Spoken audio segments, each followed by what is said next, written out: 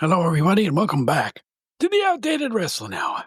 We got a returning champion. It's Howard Baum, coming back after his critically acclaimed first appearance here on the Outdated Wrestling Hour. And once again, Bob and Joe go toe-to-toe on the Outdated Wrestling Hour. I pulled something again.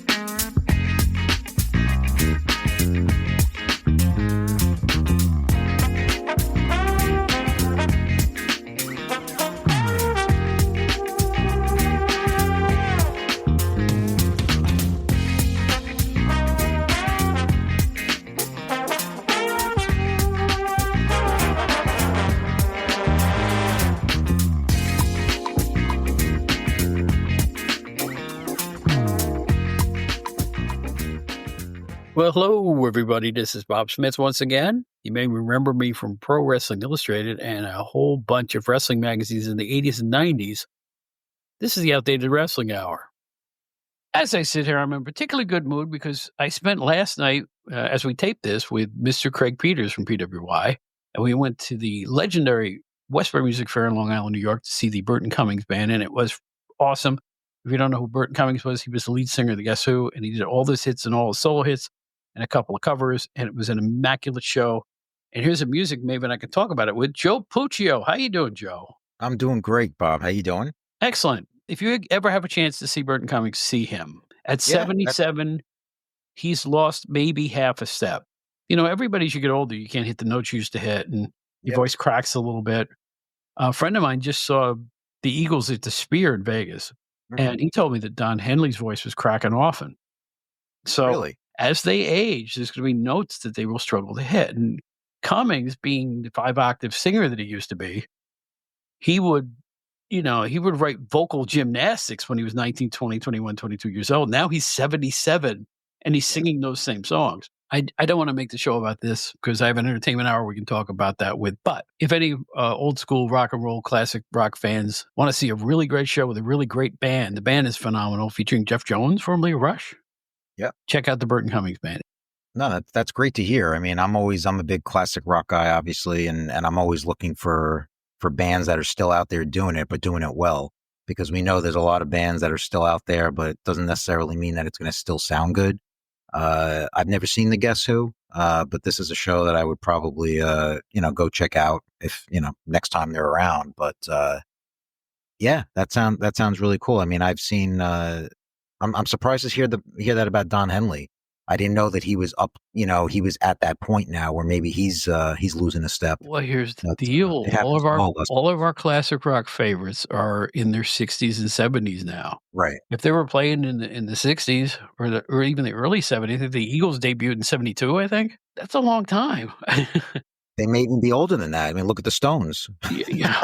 Oh. When the world ends, the only person still on it's going to be Keith Richards. That's all I know. I can't picture a world without Keith Richards in it. Can you imagine when he finally is gone? I mean, I just can't picture it. Him not around anymore. Too morbid. It's. I don't want to think about it for personal reasons. I don't want to think about that. But anyway, gotcha. Our guest on this particular episode is the great Howard Baum, who you all really loved on the last episode, and the numbers proved it. So we rushed to get him back on here. And the name of this particular episode is the Acerbic Hour, because I just gave Howard the carpet and he ripped it up. He holds no punches. He has quite a disdain for today's product, and I can't talk him out of that disdain, which is fine. You know what? I admire anybody who's unshakable about their dislike or like of anything. If that's how they feel, that's how they should feel. Nobody should talk them out of it. There's no, he's not impressed that they're filling football stadiums 2 nights in a row. He doesn't like the psychology anymore. And I understand that because he was in the business. Him and his dad ran a federation in the Caribbean. It was a whole different mindset back then. Kayfabe was alive. Everything was about what he considered to be real wrestling. He doesn't consider it real wrestling anymore.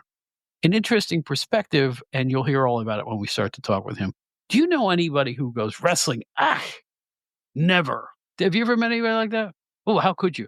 All I know is this, and before I let you talk, in the '70s when I was in high school, wrestling was female repellent. Like, we had a bunch of us who used to go to wrestling together, right? But don't let the girls know that we were interested in, because they all thought it was gross and stupid and ugly and full of Right. hairy, sweaty, fat guys. That's the way they looked at wrestling. Was it that way for you when you were growing up? For the most part, yeah. I mean, you have to understand though, like when I was growing up, it was starting to get semi cool with the 80, the mid 80s rock and wrestling Yeah, connection. yeah, So I mean, yeah. it's not like it was sort of losing that, fat, sweaty, bald, guy thing. And it was sort of like getting into pop culture with Cyndi Lauper and things like that. So it was a little different. I think it was starting to become a little bit more acceptable. But I mean, for the most part, it was really still a guy thing. It wasn't until many years later till girls got involved. Just imagine you line up the girls that you admired in high school and put them in the front row of the school auditorium, and you have the following walk out to the front of the stage there. Here's Killer Carl Cox. Here's Bulldog Brower. Here's King Curtis. Here's Crusher Blackwell. Ladies and gentlemen, young ladies, here's wrestling stars. Could you imagine their reaction? Yeah, I you're rest my right. case. I You're rest my right. case. Bad guy wrestlers don't even look like those guys anymore. Right. Right. I mean, the bad guy wrestlers back then were supposed to look disgusting. They were supposed to look like beasts. Whereas now, I mean, you still have those guys, but now it's more like, I mean, look at it like an MJF. You're supposed to be like a cocky, good-looking Right, guy. right. So it's a little different. The dynamic is a little different now, but yeah, I don't know. I mean, I'm thinking about my sister growing up, because when I grew up, she watched it because of me, because I always had it on, and she was getting into it at that point. She could sit there and watch a little bit with me. But the wrestlers weren't as gross. I mean, she wasn't looking at Ox Baker every week, you know? No, It's like they got more streamlined. You had Greg the Hammer Valentine, who wasn't particularly bad looking, but he's a bad guy. Don right, Morocco was big and strong, but he wasn't particularly bad looking. He was actually a pretty good looking guy. right, Everybody was more physically in shape, to be honest with you. Of course, the right, early right. '80s, the steroid era, so everybody was kind of buff. So she didn't look at the guys and go, "Ew." She didn't have to look at Butcher Vachon. Although I do remember her giving weird looks when George the Animal Steel came out in his babyface era. With the big hairy body and coming out with the Mhm. doll, whatever. And I always thought, I think she was a fan of that. I mean, not for his looks, but just for the comic relief part. Uh, It's a funny thing. You said you bring up George Steele. There were a lot of wrestlers in the '70s into the '80s. Brower, George Steele, Steel, yeah, a bunch of them who depicted people who were, for the lack of a better term, because they were like psychotic acting, mentally ill almost, and that was used as a conduit to the fans booing their pants off, because it was like, they're just animals. They're all just vile, shouldn't be allowed in society animals, which is kind of an odd way to make a living if you're portraying one of these people, right? I mean, it's like, am I right? I mean, it's almost like pushing the boundaries of any sort of taste to go, "He's a madman. He shouldn't even be in organized society." I remember how the announcers were. And it's kind of, well, well, unsafe. It's an unsavory promotional tactic when you really think about it. I still don't am not bothered by it, but when you think this man is psychotic and delirious, it's like they don't even go that far anymore, at least in the descriptions of the wrestlers. But back then they did. let's be honest. I mean, pro wrestling and good taste don't exactly go hand in hand. Mhm. I don't think they've ever have, and pro wrestling has always been sort of like 10 to 20 years behind the times as well with things, as far as like depicting, doing angles about the wars that are happening and Right. USA and things like that. Or So, I mean, just plain ethnicities. ethnicity, yeah, ethnic Here's stereotypes, yeah, here's 2 Japanese, boo. Here's some Yukon lumberjacks. Boo! The Here's Japanese the guys taking out the Japanese. salt. Boo! And they, I hate to say this, the African American wrestlers, they all had a headbutt The because headbutt, their yeah. heads were hard. If Yep. that isn't stereotyping, I don't know what is. That's just, I think about it now, and then I watched it as a child, didn't think anything of it. Now I'm thinking back to it going, "Dude, that's not right." And it wasn't right. Yeah. Well, not to mention, ethnic stereotypes, but the homosexual, Oh gosh, angles that yeah. they used to do. I mean, think about that. Think about even, I mean, if you want to go really far back, obviously we can talk about Gorgeous George, which was a little different. That wasn't as blatant, but I mean, look at that character. I mean, coming Yeah, but out. you know what? He had a female handler for a long time too. I don't know Yeah. if you know that. At one Yeah. point, he Yeah. had a guy named, I think he had a guy named Jeeves or something with spraying him with cologne. But Right. Right. he did have a female handler at one point as well. So I think Is that I thought Linda? Miss Linda? no, not Or am I Miss thinking of no, someone else? George the real Gorgeous George? No, Miss Linda. Miss Linda was Adrian Street. That was Agent Street. Right. I'm getting That's confused. only That's right. 3 decades behind that, my friend. It's That's right. That's right. Yeah. but, here let's take this to another extreme. Adrian Street got over in the South as a face. Think about that. He sashayed around the ring. "I will take you and I'll back you." He had his theme song playing, and he's literally sashaying around the ring like Liberace, and the fans are like, "Yeah." That's How did that interesting. Yeah. work in the I South? don't know. How you figured the South, they'd chase him out of the arena? Exactly. Yeah, that is weird. It is weird. That is strange. Yeah. I But he mean, was what over. about he was over? What about Adrian Adonis when they did the switcheroo with his gimmick? I mean, that guy was in He's the the first early one to come '80s. out, literally say, "I'm gay." Yeah, he was in the early '80s. I mean, he was what was he like a biker? Him and Jesse Ventura, the whole Yeah, Minnesota yeah. thing, and he's coming out. He's this badass, and then overnight, Vince changes him into the adorable Adrian Adonis. And I mean, and I just remember being at shows back then as a kid, and the crowds would chant their derogatory, Oh, thank you for not expressions. saying those words too. Yeah, Yeah, they would literally chant and it was the accepted worst though. thing he could, yes, and nobody ever looked at each other like, "This is No, wrong." No.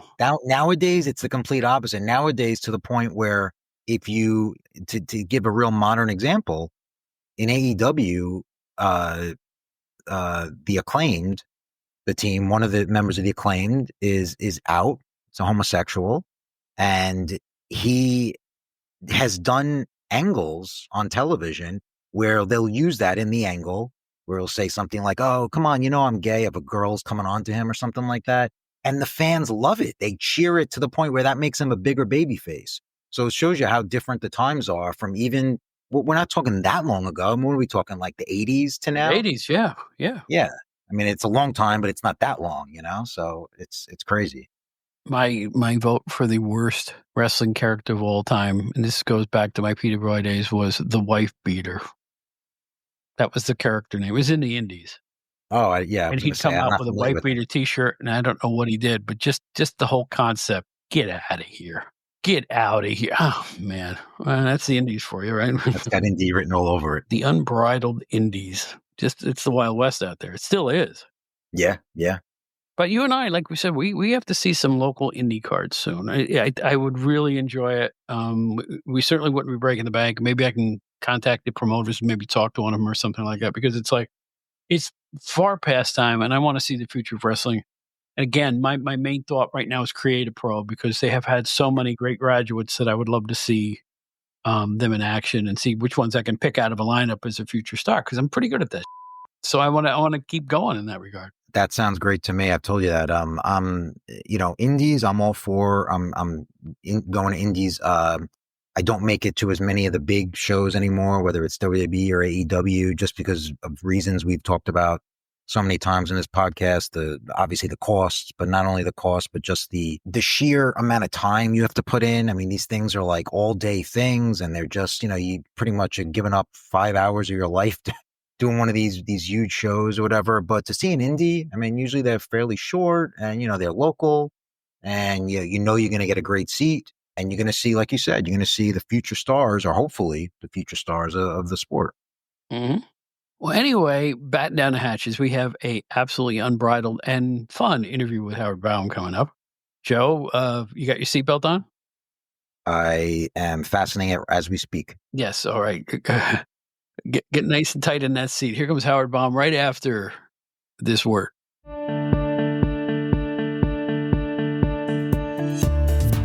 Well, I reckon it's time to do a little bit of an update for the WrestleCopia Podcast Network. Let's see what shows you can enjoy several times every week. They've got a veritable cornucopia of wrestling podcasts, so let's dig into it. Pretty much the flagship of WrestleCopia is the Wrestling Memory Grenade. Join host Ray Russell as he analyzes and discusses years of wrestling history from your favorite promotions. From Hulkamania to Mulkymania, from the Midnight Express to the Lex Express, they've got it all. Tune in and get a big piece of history on the Wrestling Memory Grenade. If you like nostalgia, this one's for you. The Wrestling Stoop with Bob Roop. What a legend Bob Roop is, and he welcomes you to the Wrestling Stoop as he shares stories, historical moments, and all kinds of memories from his 20-plus year career as a wrestler and booker. And you know he got wild near the end of his career. Find out all of it on the Wrestling Stoop with Bob Roop. One of the most unique wrestling podcasts anywhere is DG's Puro Wrestling Academy. Join host Dan as he travels back in time to discuss the history of pro wrestling in Japan. He's spent decades studying the world of Japanese pro wrestling. Now he offers up his historian-level knowledge to you. You'll learn something on every single show, I guarantee it. That's DG's Puro Wrestling Academy. The great Gene Jackson hosts the Retro Wrestling Review. That's RE-View. Brings in a variety of co-hosts and wrestling legends to the program as he goes back in time to watch and review pro wrestling from years goes by. Get the breakdown, hear never-before-heard stories, and feel free to watch along with them. It's worth it, let me tell you, especially if you're a USWA fan. Enjoy the Retro Wrestling Review. When this show started not all that long ago, it was called Dangerous Conversations with Doug Gilbert. Now, it's Dangerous Conversations with Doug Gilbert and Tommy Rich. Two of the great stars from Memphis and beyond. You'll learn all about them, hear great old school stories, stuff you've never heard before, definitely on Dangerous Conversations with Doug Gilbert and Tommy Rich. One of my personal favorite podcasts out there is Wrestling Nostalgia with Dave Dynasty, a meat and potatoes name for a anything but a meat and potatoes show. Join him as he reminisces about pro wrestling history with a variety of legendary guests and topics. And what I like about him, he knows everything about Dick the Bruiser, Bruiser Bedlam, and the WWA. But that's only part of what you'll hear on Wrestling Nostalgia with Dave Dynasty.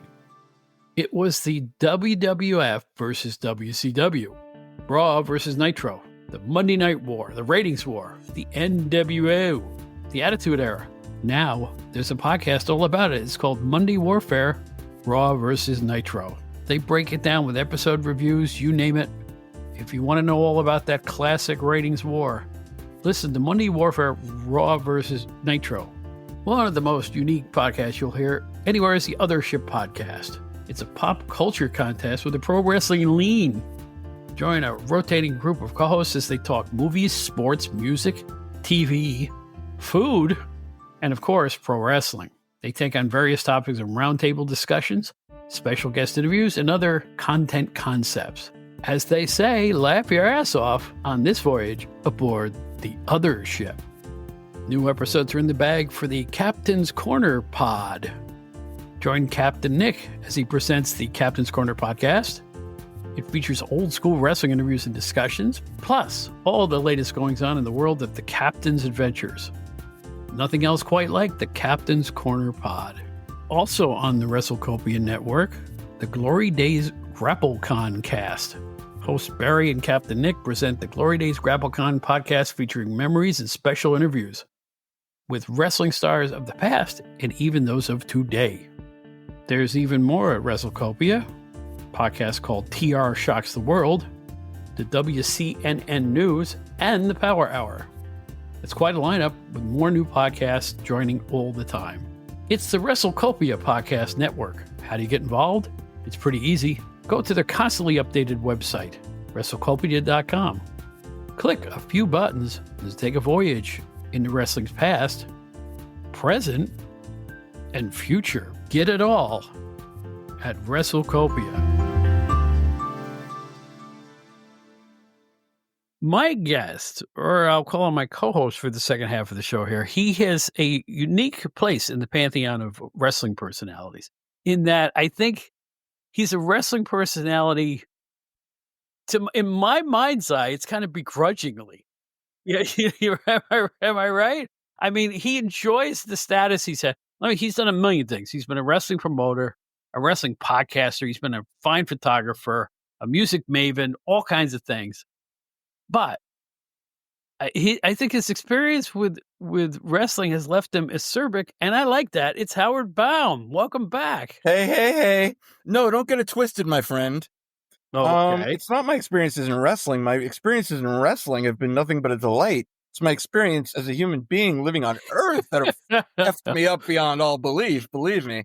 No, that's So okay. I want you out there to know, anyone who might have heard of me before, this is either a warning or a salutation, but at the beginning of this week, I started off as a explosive volcano of rage. And right now, I've tripled my medication and I've simmered it down to a cauldron of roiling anger. Okay, so I think today is going to be a very noteworthy show. It's not due to wrestling, it's just due to personal events. I did lose out on a very big, high-profile, good payday, good bragging rights wrestling thing today. But I just want to let you all know that I am at my best when I'm angry. I am PO'd. I got a lot to say. And God help us all. Bob, I've been a tremendous fan of the show. I enjoy what you do. If Brian Solomon is the Dick Cavett of wrestling, I consider you the Mark Maron of wrestling. You like to get down and real. Let's do it to it, because I got a lot to say and none of it's good. Well, you warned me about this, but in any event, he warned me a couple of days ago that he was in a certain acerbic mood, and I will say it's a good thing they give me an E option on these podcasts. Do you know when somebody curses a lot on the podcast, they make you, or you should, mark that with with the host. There's a little E you will notice next to the expert. The E stands for explicit language, and I don't do a lot of swearing on the thing, but I do. If somebody wants to come on and curse, I really don't care. It's fine. We're all what adults are here. like the My things? my audience, my average age of my listener is deceased. So, I mean, it's like it's like that's if you can't handle an occasional curse word, you came to the right. Podcasting is not podcasting's not for the squeamish. We'll put it that way. I was thinking about it on the way over here, and I didn't know what your parameters were as far as YouTube and cursing and all that, because I'm not a tremendous cursor, but sometimes, it's not even a punchline without the F word. So it's has a lot to do with the spacing and pacing of a humorous punchline once in a while, if you want to put a good effing in. But so what are the actual YouTube? I mean, it's not going to cause you a pain in the butt if I drop the occasional. No. All right. YouTube may be different, but I have to designate it. Like I said, a little E lets people know going in that there may be a word or two that's Cool. salty. Well, you know what? I say we start off hot. What is your interpretation of the modern state of women's wrestling? Okay, I get the feeling you're not the biggest fan.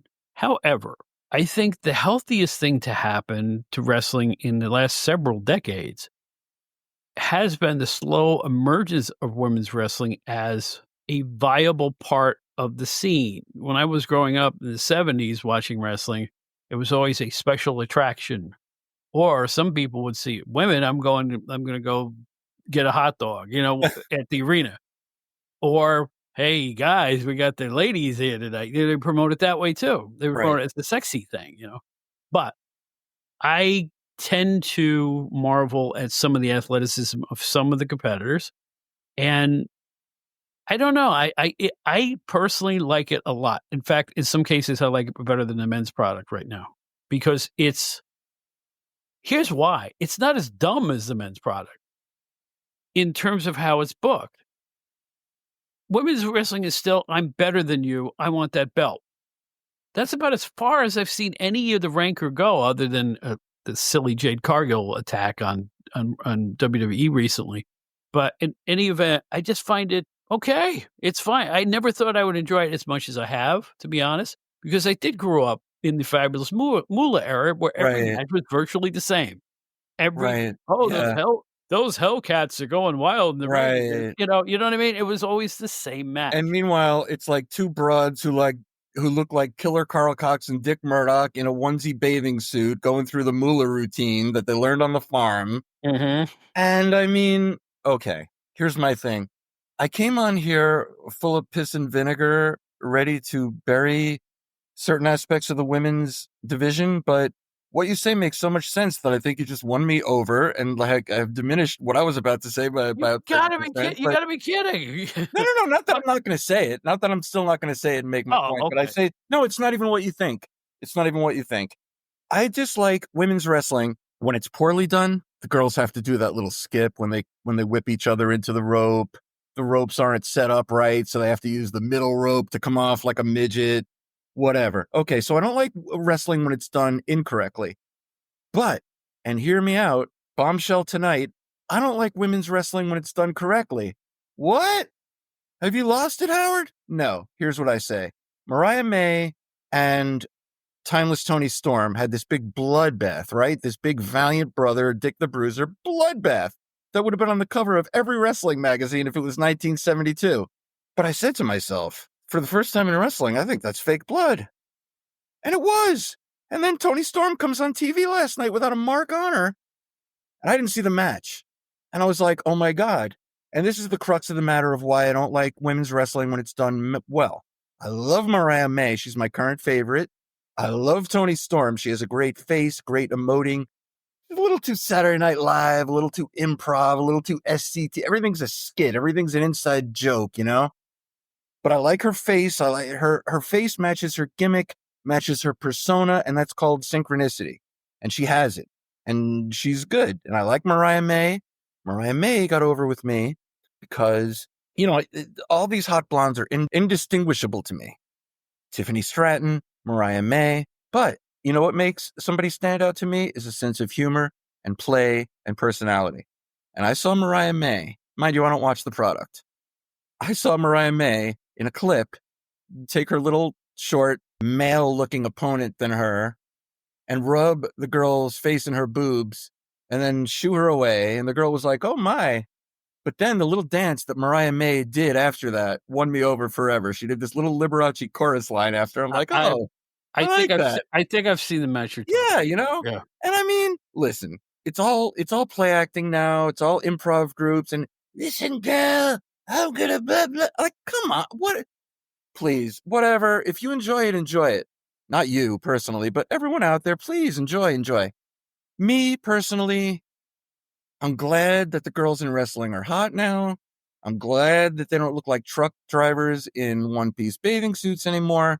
And the thing that I don't like about, I forgot to make this point, which is my whole entire point, a Howard Baumism if there ever was one, which is when wrestling is done well by females, it makes me feel pain for them. I don't want to see the Jumping Bomb Angels or all these poor little Japanese girls or a little girl like Liv Morgan get hurt. And when I saw the bloodbath between Mariah May and Tony Storm, I'm like, oh my God, that's horrible. I hope they didn't hurt themselves. And then I noticed there was so much blood. I'm like, I think that's the first time that they actually did use blood capsules. So is that been verified that that's what happened? Tony Storm came out on TV last night without a mark on her. So unless she juiced on top of her head or something, but that was the allegation. Somebody did a whole meme about it. Like she just was, you know, she just looked like Jimmy Valiant. And now she came out without a mark on her. I mean, at least put a bandage on her, a Band-Aid or something. And like, But doesn't it pain you to see a hot girl take a violent move or to be split open like that? Do you really want to see that? It amazes me that they want to do it in the first place. Of all the things that, let's face it, a few of these women have movie star looks. Right. They have movie star looks. Why wouldn't you go be in a movie? It's a little safer. Instead, they're doing, corkscrews off the top rope onto the arena floor. Yeah. I think that it's a situation where it amazes me that they choose this particular avocation, as it were. But I will say this, from my point of view, to me, the low point of women's wrestling was the Attitude Era. It was all sex. Right. It was. mud pit matches and a little bit of semi-nudity and this other thing. It was submental. It was really weak. You say, well, you're glad the women are hot, but I think they're hot because they're athletic and they're in shape Yeah. and they're just prime physical specimens.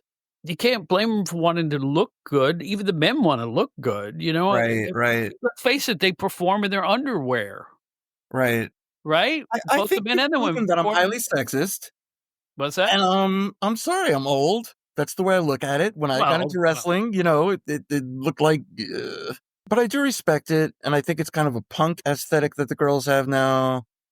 Like, what used to be rock and roll and punk is now kind of encompassed in Rhea Ripley and the things that go on in the I I am only laughing to myself because all this stuff that is on TV today, I'm like I can't even relate to it, so I just look with bemusement. I don't know what to say. But that's the women's wrestling part of it. And I do want to say congratulations to who's that girl who completely reinvented herself? She started off like rather stocky and everything, and now she's in Jordan Grace. I would like to congratulate her.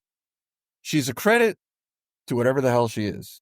I've only seen 2 of her matches, so I can't even formulate an opinion Right. on her that well. I saw her in a WWE match recently. I thought she looked She's made quite a transformation for something I don't know what quite is into well, something else that I don't know what quite is. But find early pictures of Gunther and Damian Priest, and you won't believe your eyes. yeah, They both no, I were think it's amazing. I would love to make a they both transformation. were somewhat out of shape, if you can imagine. You Hey, just if find the YouTubers out there, earliest pictures of those 2.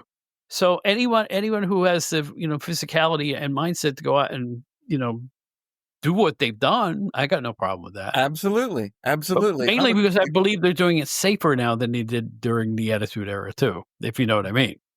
I don't know about that.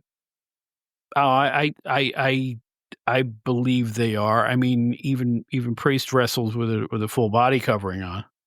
Yeah. I mean, because he's not like super Well, ripped. not the guys, but I mean, Jordan Grace in particular, that was quite the transformation. Must be quite the low carb diet, but I don't begrudge anybody anything in life. Yeah, but there's the thing, and there's the thing too. This is like the steroids in baseball. It kind of taints everything that comes after it. The big Mhm. steroid area in baseball in the 80s and early 90s. It taints everything. Oh, he must be in the juice. He hit 50 homers, that type of thing. Everybody. Now you look at someone with a really good physique. You would assume they got it the same way they did the 80s and 90s.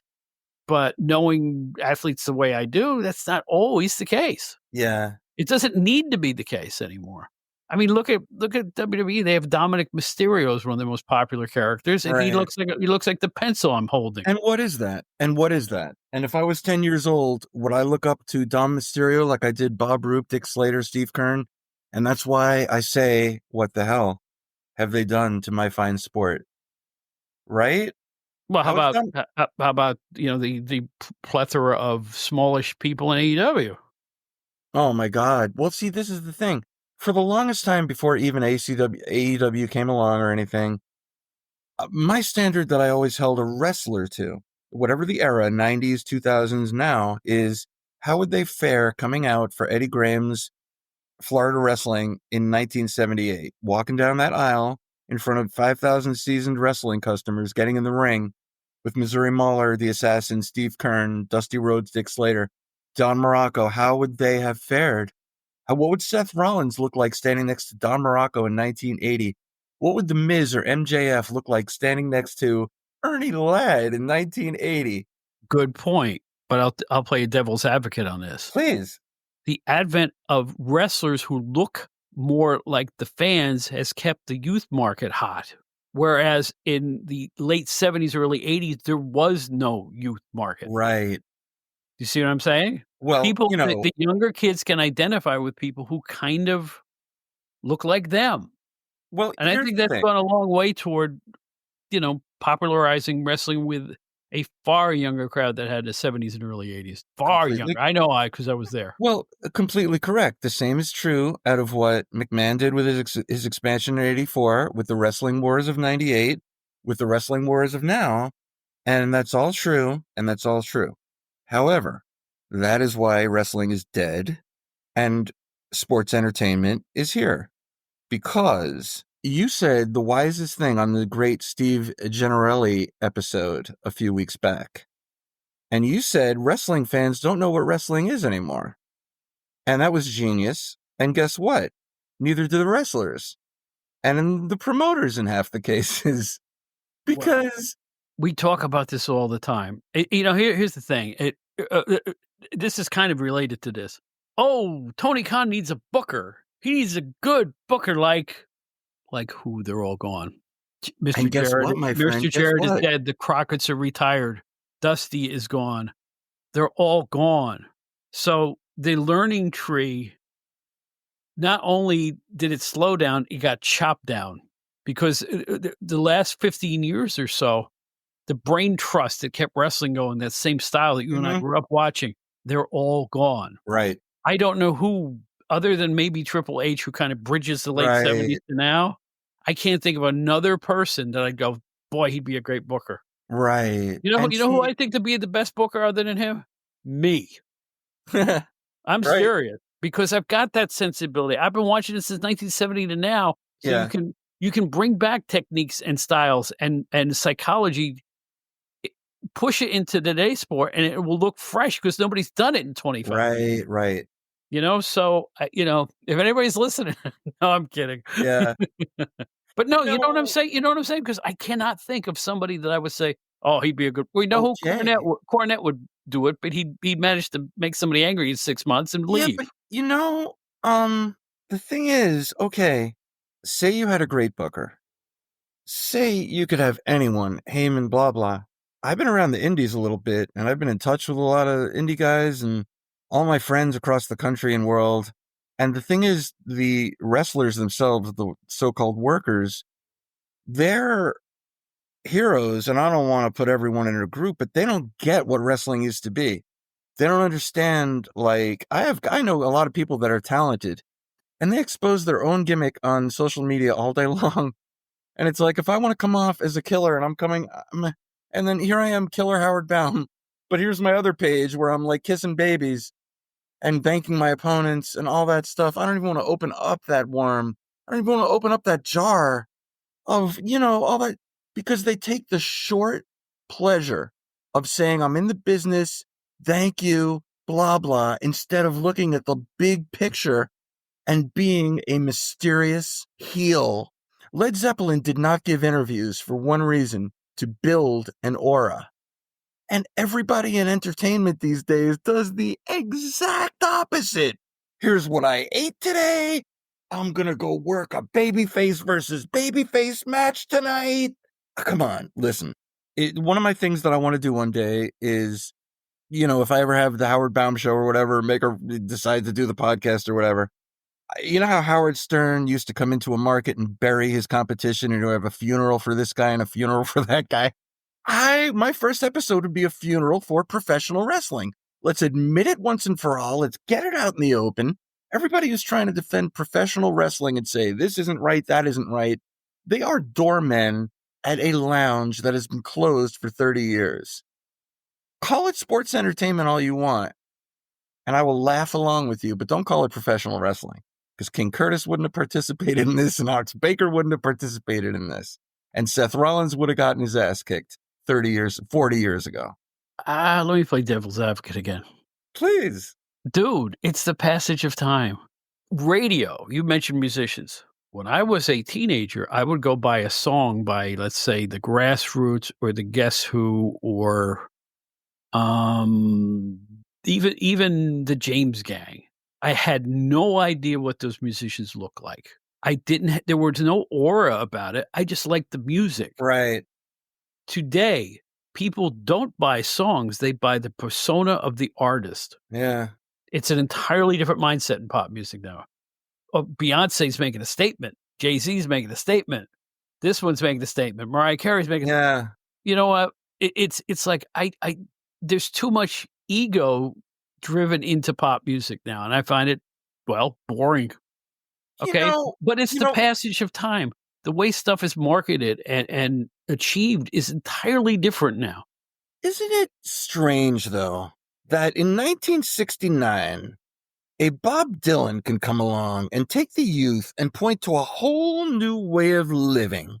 And all these groups that came around him, Love, Paul Butterfield, whatever from that time period, CSNY, pointed to a day of love and togetherness if we could just join hands, the Rover, right?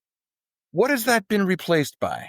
I walk around my hometown of Hollywood, and I see people going by with boomboxes of people unmusically celebrating, doing things to each other's genitalia, and ruminating about other people's nether regions and what they can do to them. And I don't think that that's a very positive shift in our cultural conversation. I don't know how that applies to the wrestling of then versus now. No, but I kind of get your drift because it's like everything's changed, man.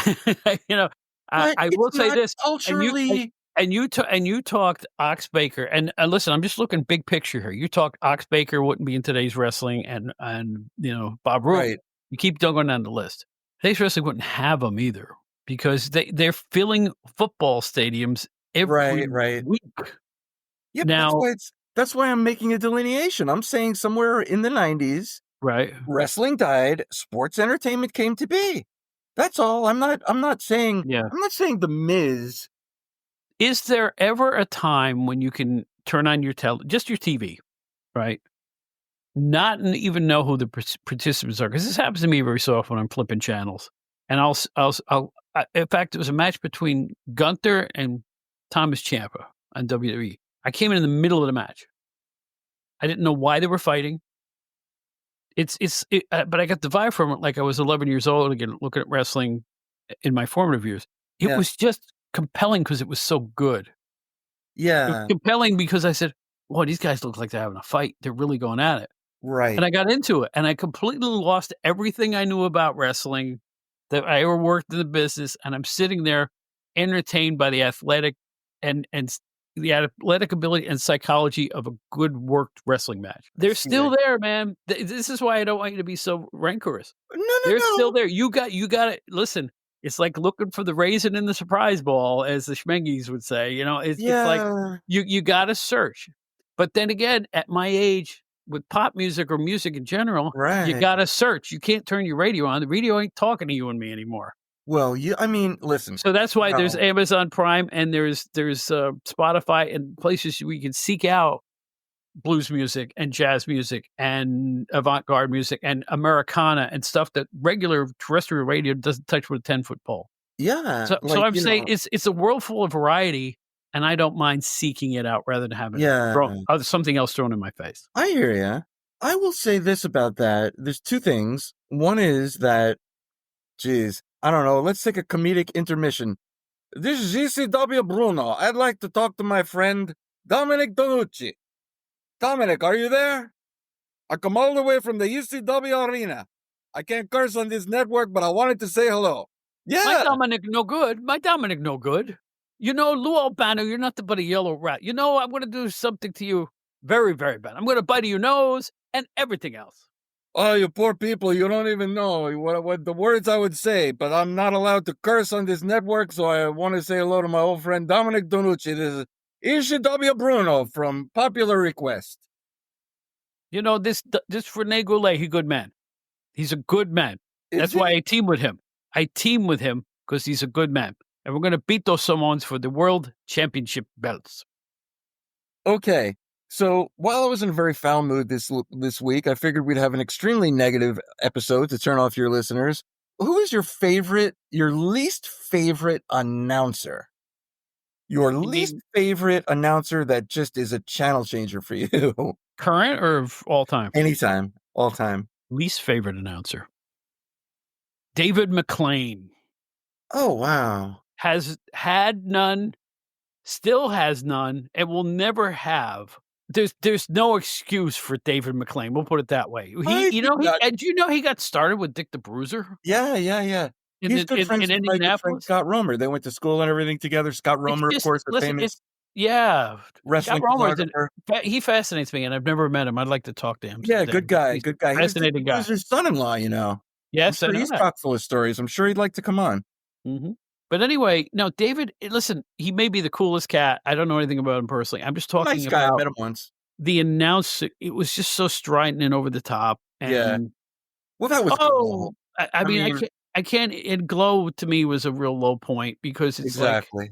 if you it was just somebody's idea that they came up with because WWF was hot at that point, and they wanted to ride the coattails, and, Mhm. Glow was like hee-haw mixed with pro wrestling, Uh-huh. and it was just talk about exposing the business. And listen, Exactly. a lot of good pros came out of Glow. A lot of good, Right. like Ivory and a couple of the others, they really were really good wrestlers and good athletes.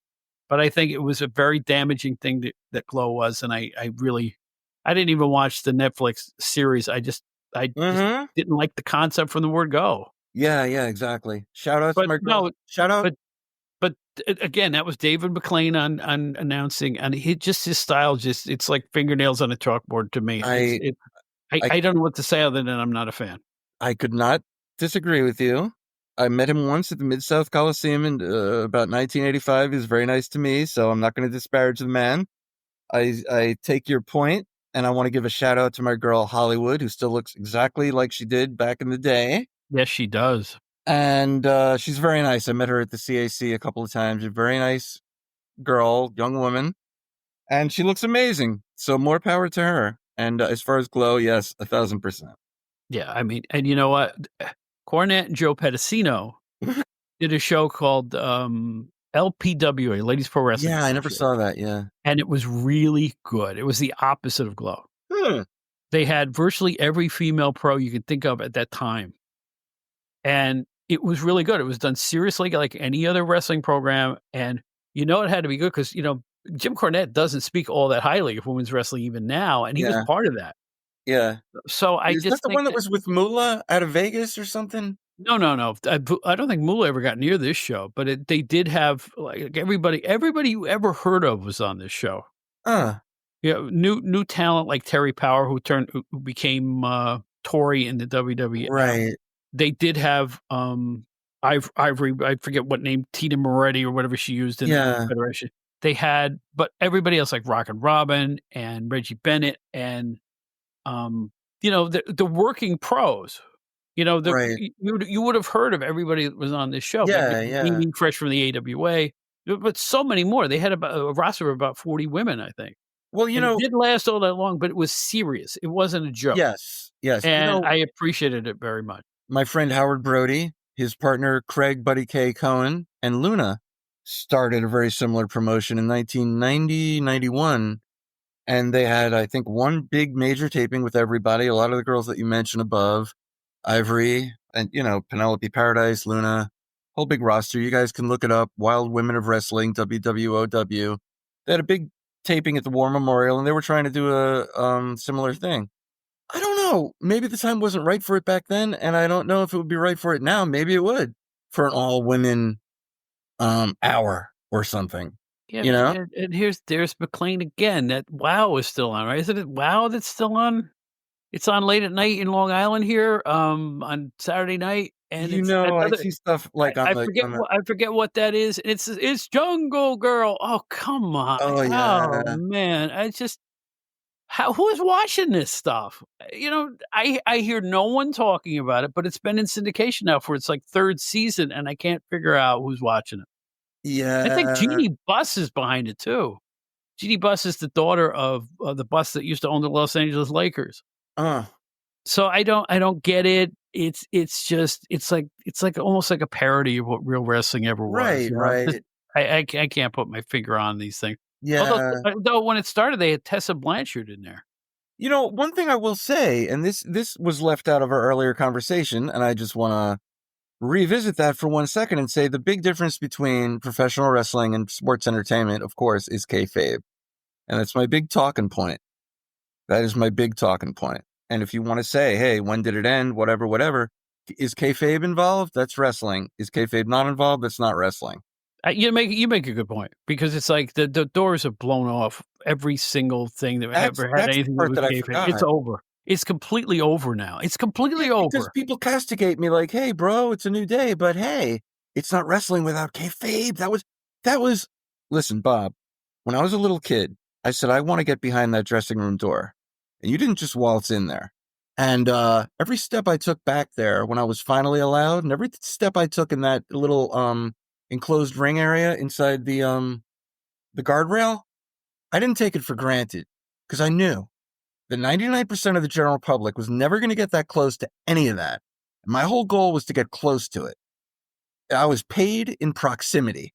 That's one of my book titles that I decided not to use, so I'm going to use it right now. Paid in proximity. All I ever wanted was to be a part of it. I was a shrimpy little Jewish kid. I knew I was never going to be a wrestler. We're a respectable family. I knew I was never going to be involved in the business as a manager or traveling on the road. But I wanted to be a part of it, and photography was my entree. And guess what? Duke Kiyomoka didn't say, hey, buddy, you're a 13-year-old kid. Come on in. You know, it meant something. It was kayfabe. It was Barry Windham talking to you a certain way. It was Kevin Sullivan talking to you a certain way. Jerry Lawler talking to you a certain way. Not walking into a building and wearing your street clothes and saying, hey, pal, who you working tonight? And okay, so that's what I'm talking about between professional wrestling and sports entertainment. I always tell the story, and I'm going to make this succinct because I know you've heard it before. It was when I visited Memphis in '91, and I'm on the Channel 5 show, right? That Lawler's, Channel Really? 5. Yeah, I'm on the show. Maybe you haven't heard this story. And I'm in the green room where we're waiting to go on, and I asked somebody, "Can you tell me where a men's room is?" I had to do my thing. And the person said, yeah, go into that big room over there. It's a multi-purpose room, but in the back, you'll see a sign that says men. That's the men room. I go, thank you very much. So I walk in the back in this TV studio. Wait a minute. Is this TV5 in Memphis? Yeah, Channel 5. Yeah. Okay, I know the building. Yeah. Yeah, and I come out of the men's room, but assembled on the other part as I walk out are the booker, Jerry Jarrett, along with who was writing the TV at this point, Eric Embry, and Eddie Marlin. That's the Brain Trust. They were the guys running the backstage. They know me. I've talked to them all. They know why I was there. But when they saw me, they got deer in the headlights look and shut up because it was still ingrained. Nobody can know what we're talking about. And even though it's a TV show, and even if I knew, how was I going to interfere with? No, nobody can hear what we're talking about. That's why they would always steal away to another part of the arena to do their plans. Anybody who has ever been a booker, the door would slam shut and you couldn't get near it. That is why, and Brian R. Solomon says I made a mistake back in the day. I never went into a locker room until I was invited. Never walked into a locker room. No, you don't. You didn't make. You don't do that. No, because that's kayfabe. I respected kayfabe. I was taught at the office by Bill Apter to respect. We were being courted to invest in a group. 1985, the IWA in Tampa, hanging out in the dressing room. And I was marveling to myself how there's about a half-inch space between Chick Donovan's eyebrows ending and his hairline beginning. And we're in the dressing room, and these promoters are trying to get us involved and, reel us in as money marks. And then my dad gives me the elbow and he's like, all right, let's get out of here. Because he probably felt the vibe. We didn't belong in there in the dressing room. And I'm like, of course not. Rightfully so. Yeah. And the only locker rooms I went in is when they brought you in there. Some promoters were bringing you into the dressing room. You're like, hey, this Mark's coming in for 5 minutes to take some photos. Everyone shut up.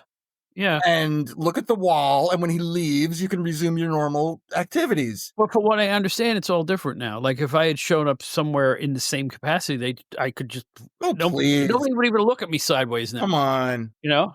Are you kidding me? I've been in independent locker rooms these days. And man, I don't get any of the vibe that I used to get when I showed up at a professional wrestling show. It just in any aspect of it. The fans, the setup, the arena, the realness of it. Different. It's all different. The workers. I used to go to indie shows because it would be the last vestiges of guys like maybe Terry Funk would be there. Maybe Steve Kern would be working the show. Now, you're not going to see me because none of my people are ever going to be working the show. And I'm not into some kid 15 years younger than me doing some rehashed gimmick of something that he doesn't even understand what he's doing. The thing that bothers me with some of the indies too, and the whole deathmatch culture really bothers me. What? Some of the blood promotions, the deathmatch Yeah. stuff. That's just it's. Yeah, because And the only thing I find heartening about it is it's always been an underbelly, and it's never going to catch on in a big way. It's not. It's not.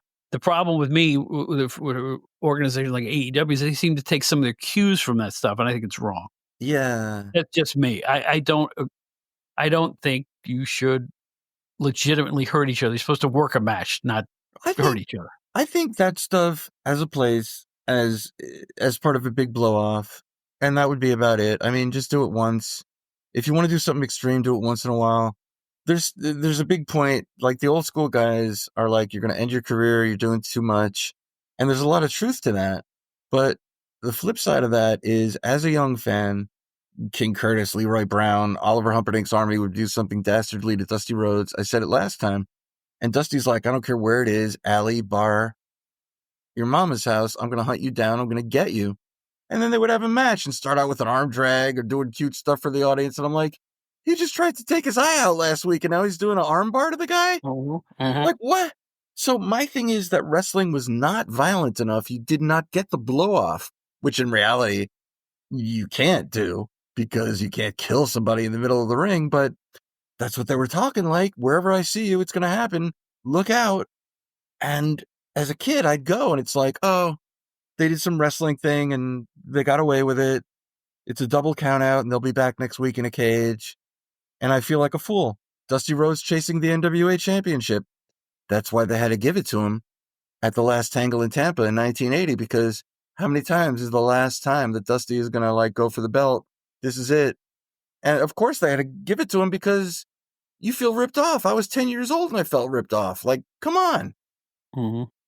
Where did you go to see your matches? You said you'd see Miami the Beach TV Convention Center. All right, so that was a big venue then. That was that was an A team. For my venue. money, that was the number 2 town in Florida. Tampa was number 1 by far, because if there was going to be a big show, it would be at the Bayfront, and they would fly in all these names that never came down to Miami. We had 1 or 2 super shows from the late 70s until the end of the promotion, and they were some Hollywood Star Wars, they called them, at the Hollywood Sportatorium.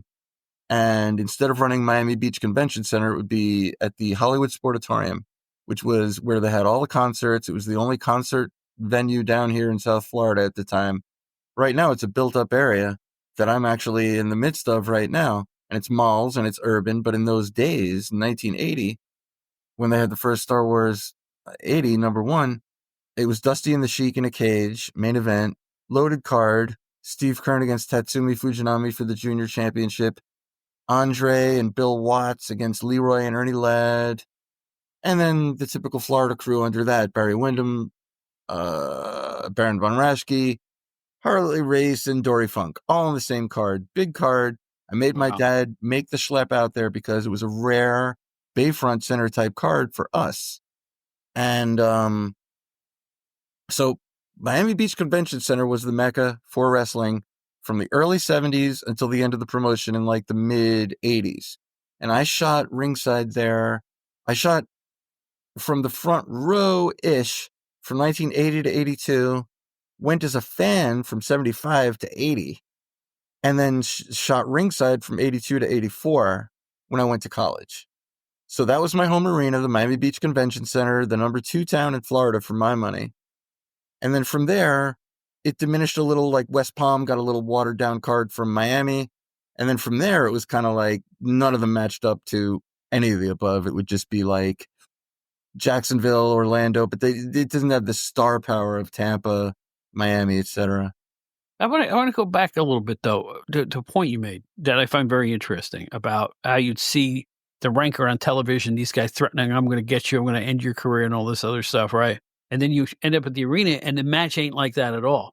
I remember seeing matches like that too because I lived in a B-town city of Albany, New York, where the TV was taped 6 weeks earlier than that, and these guys are on the road. They probably they're forgetting who they did promos for and everything else, and they just show up at the arena and do what seemed to be like a regular match. So the fans are thinking there's going to be this giant bloodbath and all these rules broken. And the first thing you see is a referee stance. It's like, what? Right. Right? And I just think that was a flaw in how they promoted back then more than anything intentional on the part of the wrestlers. I think their schedules were so busy, they probably forgot what town they were in or who they promoted a feud, for what market. You know what I'm saying? It's like, Well, it just, I think it got the better of them, it sounds like, because I used to see that syndrome too. A 5-minute main event for something they spent 20 minutes on TV hyping. right. Boy, I mean, the way that WWF did it back in the day, they would do like 4 months or 2 months or whatever in advance of interviews and everything. And I can see where that would happen because they had a lot of little towns, a little high school shows and stuff. Florida was very simple. They were like 5 towns every week, maybe a few spot shows. So they taped Wednesday morning in Tampa at the Sportatorium, and then they came to Miami that night. And I don't quite know if it kind of doesn't make sense because the feuds that started, bear with me, folks, the feuds that started Wednesday morning at the Sportatorium were not going to be on TV until that Saturday. So, by all rights, they taped it Wednesday morning, say the 1st. But the Miami crowd would not see that, the result of that angle, until the 8th. Okay. But something really weird happened to confound this, because you may remember the classic Jake the Snake, knee drops, knee lifts, Barry Windham through the little wooden retainer wall on TV, and Barry Windham breaks his nose, right? You recall that? Mm-hmm. It was the start of the Barry Windham Jake the Snake feud. All right. So that happened on a Wednesday morning. That night, Wednesday night in September of 1982, I got my ringside pass for the first time ever. And I looked at the program and it said Barry Windham against Snake. And I thought it said Snake Brown, and I wasn't even going to shoot the match. I'm like, I got cocky. My first day inside the guardrail, and I'm like, oh, I don't have to shoot that. And I see this all-out holy war breaking out between Barry Windham and Jake the Snake, which was, I swear to God, one of the 5 best matches I've ever seen. I immediately jumped ringside, started shooting pictures. It was the second match of the show that night. Blood, action, anything you could want. Barry Windham taking his patented throw me over the top rope, but I'm not even going to grab the top rope. Like he was just wild and crazy back then. And it was one of the greatest matches I ever saw. And so their feud started on TV that morning, but the Miami crowd didn't see it yet. But they got it that night, not knowing that angle even happened on TV yet, because they're not going to see it till Saturday. Interesting. So do with that as you will, because I don't even know what that means. It's like they didn't wait a week for the Miami crowd to see it. They gave it to you that night without the Miami crowd even knowing it was a feud. But after that match, they got the idea they didn't like each other, because that was one of the greatest matches I've ever seen. But I got to give them credit for the continuity of it. They acted on a timeline. They acted on a perfect timeline. So I give them credit for continuity. And continuity is something that wrestling has a tendency to forget all about it at long stretches. If you watch a lot of WWE over the years. And that came out of nowhere, because Jake was here and he was great, and Wyndham was here and he was great. But man, I didn't know about that angle. And then they just broke out into this huge match, and it was incredible. And so, yeah, that's just an example of not doing the bicycling thing and keeping it like, hey, we did this morning, and which is, more organic. I mean, instead of waiting 3 weeks, like in Memphis, they had a bicycle around. They would do a big loser leaves town match, and then 2 weeks later, the guy who already lost would lose again in Louisville or something, because they didn't get that tape yet. Exactly right. They did phantom title changes in that federation way too often. Yeah. In a smaller area where the tapes didn't catch up. And they got away. I mean, that was one of the things about when I say, oh, the old wrestling was kayfabe. And I'm not saying, like, you look at a lot of the old wrestling under new eyes and you say that's horrible acting. There's blown spots everywhere. But it was under the auspices of kayfabe. So if something stupid happened, you still have the voice of sanity, Lance Russell or Gordon Soley, to bring you back and say, well, that was nuts, but here's Lou Thez. I love blown spots because I don't consider them blown spots. Right. A pitcher will hit a batter once every 3 games, right? A blown spot makes things look way more realistic. Right. You know what I'm saying? Somebody slips, somebody gets out of a hole too soon, somebody ducked at the wrong time. Right. That's what people would do in a real fight. Well, Do you remember the Undertaker-Goldberg match that everybody hated with a passion? I consider that match to be a match of the year because it looked real. The blood was yeah. real, the struggle was real. That's why does everything have to be so perfectly choreographed all Well, the yeah. time? Because you know what? An No. alley fight isn't choreographed, but somebody's gonna win that too. Yes. Yes. You know, that's why I like a brawl better than a wrestling match sometimes, because if you're not a Billy Robinson or a Jack Briscoe or Dory Funk, give me a brawl that looks real. Buzz Sawyer, Tommy Rich, those guys could, Buzz could at least wrestle. But here's an interesting thing that I also thought about when I was driving around this week, which is if you want to make wrestling look less fake, and to that point, why don't you sell like you would in a real fight? Like if you get hit in the face, why don't you go like, oh crap, and crumble to the ground and hold your cheek? Maybe juice your cheek once in a blue moon instead of, oh, I'm going to take a flat back bump, wait until you run me into a post, come up bloody. Like, make it something like a fight. A guy walks up to another fight, rips his shirt off, throws him out of a ring, kicks him in the face. Is that so hard to do? That would happen in a real fight. But it's choreographed into we're going to turn on this guy, so let's do it like every other angle. No. Make it look like a real fight. And you just, okay, if I punch you in the face, don't react like a wrestler. That's as easy as I could say it. Go, Yeah, oh crap, yeah, crumble into the rope. Go, oh my God. That guy just hit yeah. that. Wrestling is its own worst enemy in that regard because we want to be taken seriously. Don't call us fake. Now I'm going to forearm you and you take a perfect flat back bump. And especially when there's like, it's a major angle or something, throw caution to the wind and make it look real. In Memphis, they jumped over the table. You thought they wanted to kill each other. Concession stand brawl. Like, who could Right, not think right. that's real? Mhm. And I mean, today it's like, it's too much of an inside joke. They've killed the golden goose. They've eaten the corpse of the wrestling business. They've feasted upon their own assets for so long that they don't even know the difference anymore. It's tongue in cheek. It's ironic. And it's just, the crowd's all involved. And come on. Hey, listen, it's sports entertainment. Enjoy it. I'm here to talk about professional wrestling. You're old school. Extremely much so. Yeah, I mean, you are the definition of old school because you've shut the door to the new stuff. Yeah, like I wish I was. You obviously watch enough of the new stuff to know what you don't like, though. I mean, you have to kind of keep one eye. Do you find yourself having that even in the few years that I haven't been involved in wrestling, I watched it all the time because I just felt that I had to because I had done it for so many years. Are Right. you able to walk away from it, or are you still enticed by, "Oh, wrestling's on, I'm gonna look at this for a while"? Well, You're it's a Thursday night or something, you're just kinda putzing around the house. Do you look at wrestling when it's on just because it's something you've done your whole life and you condition to turn it on again?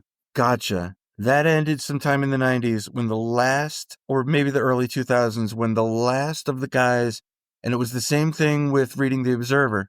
When I stopped recognizing the names, I'm like, okay, it has passed me by.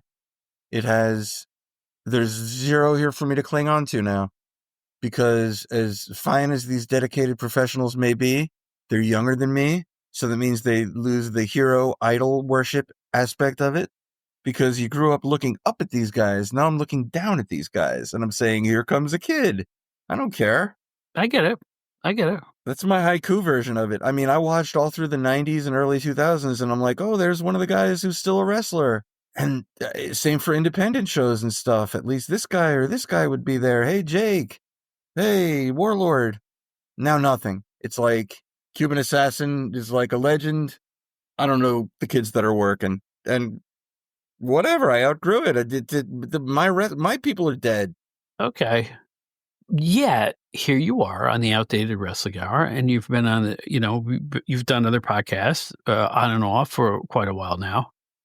Is it the fact that you're on this podcast, just the nostalgia factor of it, or would you go on a new podcast that talked about today's stuff? I mean, I could. you know what I'm saying? It's like, what keeps you in the milieu at this point if you pretty much wash your hands of the new stuff? The old stuff. I'm totally here to represent the old school. I have products coming out, things I want to do, goals, and uh, whatever, like everybody else. But the new product. I wonder what people see in it. My whole thing is it used to be like being in the mafia. You had to get in, pay your dues. Now you're in. I don't know. I mean, a lot of people seem to have no problem making the transition from what it was to what it is, but what it is, I don't think I would have been a fan of at 10 years old. Like when I was 10, I wanted to be Bob Roop and Steve Kern.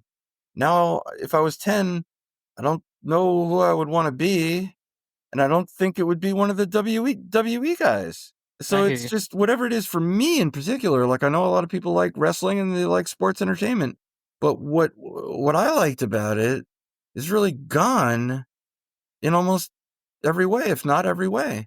But I'm still here for the old school. I represent it. That's my niche as a presenter. But, you've also, in your life, I mean, it still fascinates me how you were essentially a promoter, you and your dad. I mean, it's like to fall into that the way you guys did. You talked about that on the previous show, but I'm still fascinated by that. And I'm picking up Ian Douglas's book about, Right. Bohemian Rhapsody, because it's like I want to read the full story about what had to have been. I think you put the promotion down a little more than it probably deserves, because it from what I've heard and seen, it doesn't look that awful to me. No, and Maybe because it has the flavor of pro wrestling of that era, and it had some matchups that you couldn't see anywhere else. well, I will say this.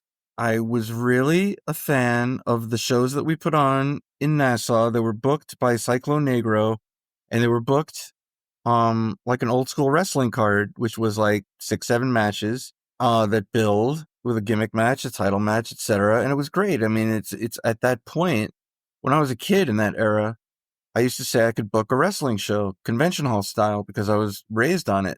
You start with a 1 hour draw, you have something good in the middle, you end with a bloodbath, have a title match before that. It's easy, 7 matches, blah, blah, blah, this guy with that guy. And I would pick out talent from Tampa and our own guys, and not just me, but me, my dad, Tyree, Bobby, we would just casually look at tapes and say, oh, Tom Laxton, Bob Cook, he looks good. He looks good. They're all kind of, feuds that were going on behind the scenes, political stuff with Dr. Red Roberts and Rusty Brooks, who we used a little bit here, a little bit there. Some international guys that Cyclone was going to bring in and all that stuff. The TV show even was very colorful. And I was just thinking about this recently. It was very colorful. And if you look at the time, 1984, as much as I kind of dismissed the promotion for its disorganization, because I think it could have been a lot more, by 1984 standards, we had a colorful looking set, and I've seen a lot worse from legitimate, promotions. I'd say we were definitely better than Altomco and a handful of Oh my others. God, you are psychic. I was thinking the I mean, same there's no thing. way we were worse than Altomco. No, I am telling you. I am telling Yeah. you said there's no way we were worse than, and the 2 words that stuck into my mind were Alton. I swear, before you said it, I thought Oh, he was unbelievable. classic. What even was that? Oh He my was around the gosh. business and he was incompetent. Oh my God. And it's funny. He brought in famous WWF jobber Silvano Souza as a title contender. Oh, man. And I've seen the tapes. I mean, it's like, wow. This is the kiss of death of a lot of independent groups, and it's a couple of groups that I was involved in. And there was one group in Tampa in 1985, the IWA, and they were courting me and my dad to become investors, using me as a bait. Like, oh, your kid looks like a young Bobby Heenan, blah blah blah. And I'm like, oh, whatever. I did not want to be a manager when I was 19 in 1985. They were trying to do the Dixie Carter thing with me. Oh, the kid obviously wants to be in the business. Let's butter him up. He's the big mark. No, I didn't want to be a Bobby Heenan for that group. And I advised my dad that it wasn't going to work because they had some people in that group. It's 1985 Tampa. It's a group that came up, Wild Bill Wenhold and Beverly Shade, his wife. And they were a longtime independent wrestling couple and a promoting couple, and they promoted in Georgia. She was very close with Moolah.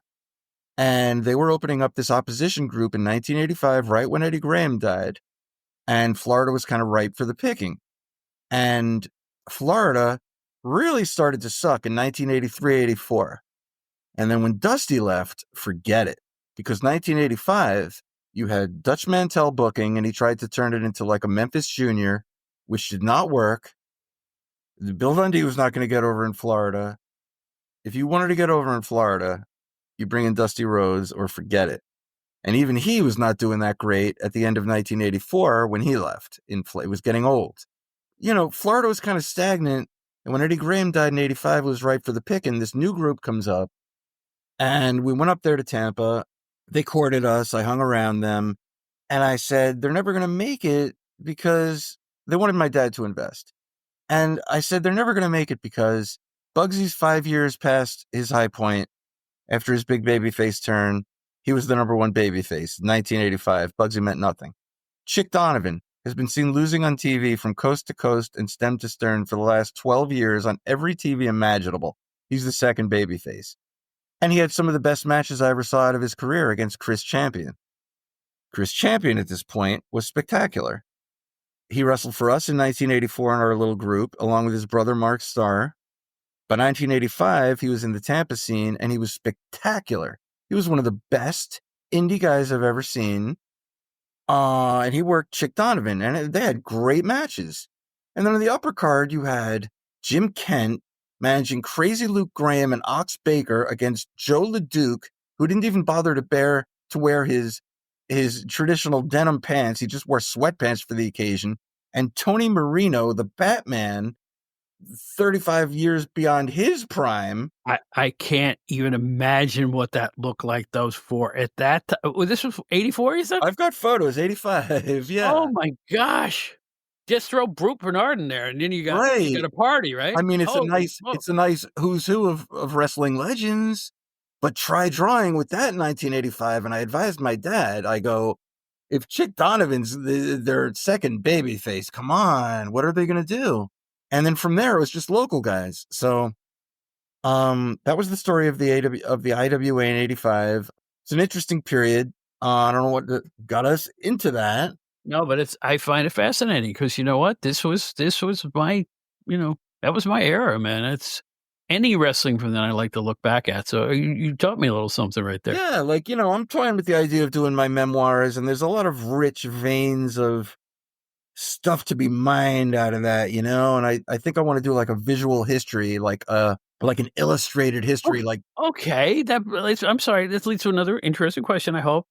Do you have your old photos? Oh, hell yeah, man. You're sitting on a gold mine there, dude. And maybe not a gold mine. Well, not a gold mine, but you know what? I think you're sitting on a valuable concept. Just tell what you knew. Well, I want to what you experienced. I'm telling you, that'd be excellent. Well, I want to do one is like the illustrated story of my life in wrestling. The working title is Keeping It Real, My Life in Wrestling. But then I want to do the stories behind the photos, in which I have so many photos from every era, every group, 70s through early 2000s, MLW, WWE, ECW, Florida offshoots, indies, women, you name it. And I want to just randomly throw them around the room like tarot cards and pick them up, and whatever story is associated with that picture, that's the book. Do that times 400, the stories behind the photos.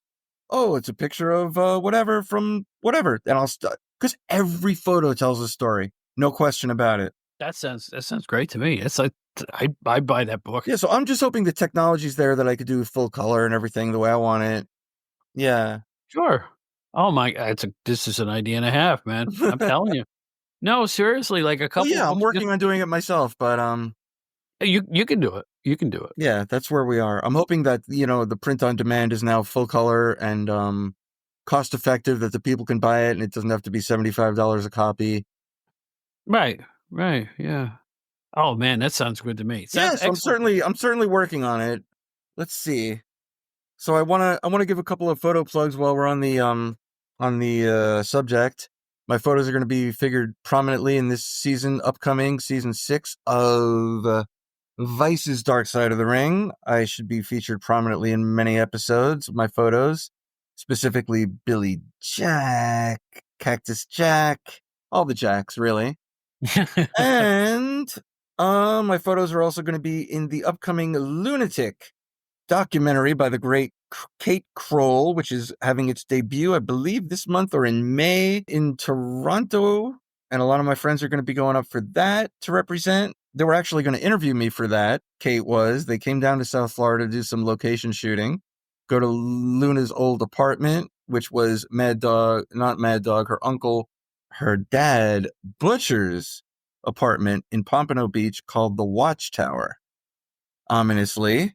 And plenty of things happened there. But I did not get the message from Kate when she called. I got the message on my machine much, much later. I missed my opportunity to do a sit-down interview, which I consider a gift to the editors and the wrestling fans. So you're welcome for me not appearing in that. But my photos do. And we are looking forward to that. So Lunatic, the Luna Vachon story, Kate Kroll, Dark Side of the Season. You know what I'm saying. Dark Side of the Ring, season 6, upcoming. Some Howard Baum photos in there. And what else have we got going on? That's all the venom I had to spew this week. I hope it wasn't too negative. Not bad. No, you have a right to. I like varied opinions. If we all had the same opinion, life would be awfully boring, wouldn't it? I will say this. As I sit here, I'm jealous of you for one reason.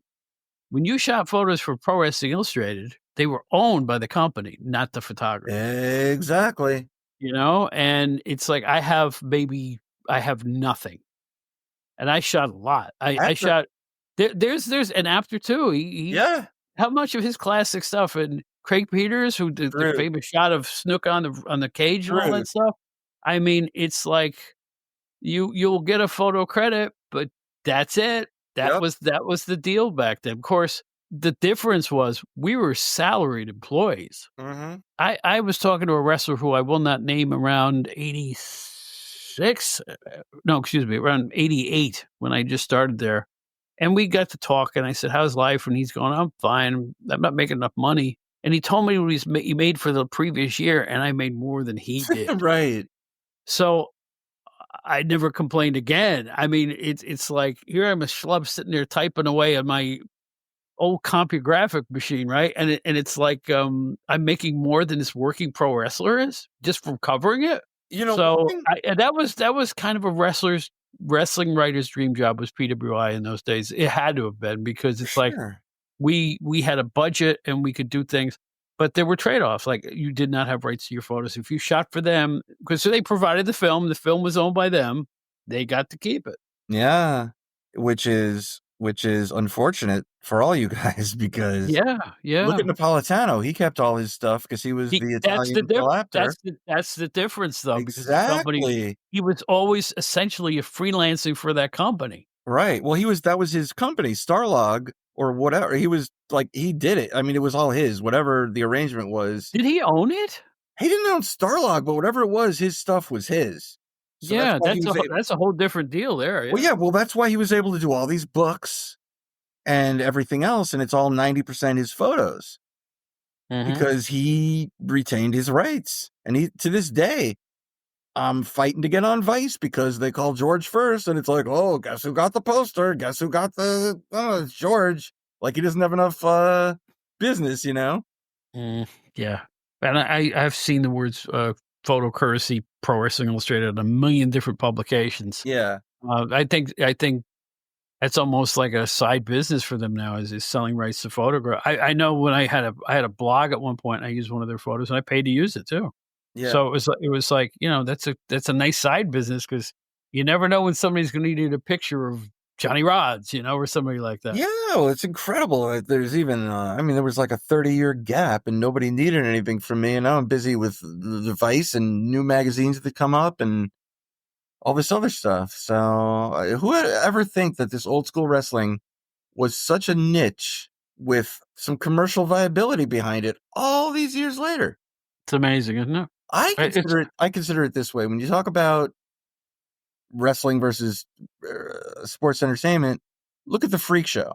The freak show evolved into something that was not the freak show anymore.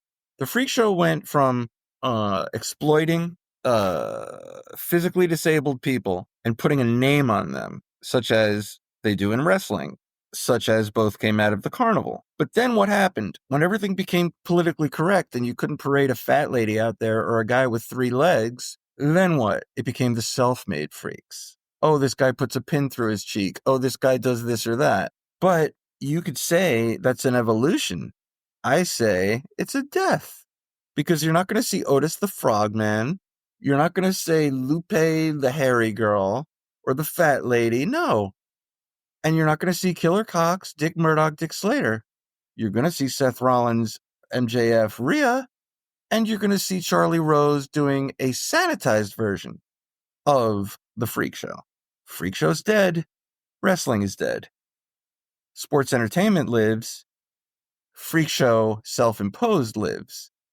Those are the differences. One is real, gritty, gross, down to earth, geek biting the head off a chicken. The other is sanitized for TV and your viewing pleasure. One pretends to be edgy. One was edgy AF without even trying. Nobody could say that like you just did. I was hoping Yeah. I would get a cogent moment during this episode so I could lucid enough. You summed up your whole argument with that. Thank statement you. right there. It takes right a there. while. This is what I'm saying. There's your coda. That's nice. Hey, That's nice. Howard Baum fans are the best in the world because they have to put up with a lot of crap before I finally say something good. So thank you. Do you know how many people admire you in this sphere? Seriously, you have fans around. You know, when I told people that you were coming on my show, the first thing they went, "Oh, finally!" Because people wanted to hear you, man. They really wanted to hear you. What craziness! Well, I do appreciate it from everybody who's ever been into anything I've ever done or said. Thank you, thank you, thank you. I do appreciate it. I know I'm a freak. I hope I wasn't too negative in this episode. I stand by every word I say. And hey, what else? What else we got? It just popped into my head. My podcast host makes me put a title on every one of the episodes, and this was going to be called the Acerbic Hour with Howard Baum. Right? What more do I need? First of all, run away anybody that doesn't have a vocabulary. So there they go. They're going, what's Acerbic? You know, it's right. But secondly, no, it's the tone. You could be. Let's put it this way: you can be acerbic without having a heart full of hate, and I know you don't. You know what I'm saying? You're discriminating as opposed to biased. You see what I'm saying? There's a huge difference there. There's a huge difference. Yeah, because everybody I know that knows you thinks you're a cool cat. It's like, you know. So I know better than to conflate your feelings about old versus new and anything else in that regard. You know, you're a normal guy and a good egg, and I appreciate that. In fact, you would come back here so quickly. Hey, of course. You know what? The listeners demanded it, man. They really liked the last show. I'll come back next week. Oh, jeez, don't even go there. I'm your Timu Cornet, baby. I tell it like it is at a fraction of the price. Yeah. You know what? I want to bring you back, and here's what you're going to do next time. Get your thinking cap on and think of your 10 most favorite moments you had either working in the business or just watching wrestling. Make it the opposite side. Say, this is my favorite, Howard Baum's favorite things. That's the next time. Of course. This episode, I will preface. I mean, I told you all week long, this was going to be a dark episode, man, because, I mean, it started off bad and it got a little better. And then today I got some more bad news. And man, I'm just a roiling pit of anger. No, so I man, appreciate, I'm sorry. You know, I think it'll probably be great. But I'll try to, Jesus Louise. Well, listen, I'm glad you're here. I'm glad to see you again. Like I said, we'll make a thing out of this because I know the listeners enjoy it. And I am very, very pleased that you came back. It's been fun for me, regardless of the acidity. Hey, it had to come out. It's in me, and it had to come out. I mean, there's just no faking it. I mean, one of the things I always wanted to be a showbiz phony where you could yell at people and have all kinds of violence backstage and walk out there and then smile and say, "Hey, everybody." I can't do that though. I mean, Yeah. So Personal integrity. It's a you rare need trait. I mean, you say it and mean it. Say it and mean it. I mean, it's like, we have a lot of play acting going on in this country these days, and I don't appreciate it. So when someone comes out and says what's really on their mind, I got no problem with that. Yeah, man. Well, it's always a delight, and we'll certainly be in touch. We will. And hey, everybody out there in the wrestling world, please feel free to come over, friend me, Howard Baum, on the Facebook, or you can check out my Hardway Art, HARDWAY Art, on Facebook.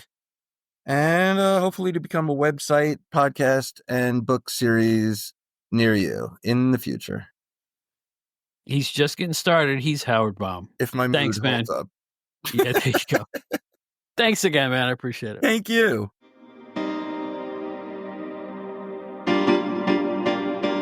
Attention, Gen Xers. If you'd like to explore the era that appeals to you, look no further than GenerationXWire.com. The generation who grew up with elite in entertainment, music, movies, TV, books, pro wrestling, and more finally has a one-stop destination for all their Gen X needs. From Aerosmith to Batman to the Killer Bees to the Twilight Zone, there's something for everybody at GenerationXWire.com. You won't find a more eclectic mix of pop culture content than at the leading website that specializes in the greatest generation, GenerationXWire.com. Check it out today.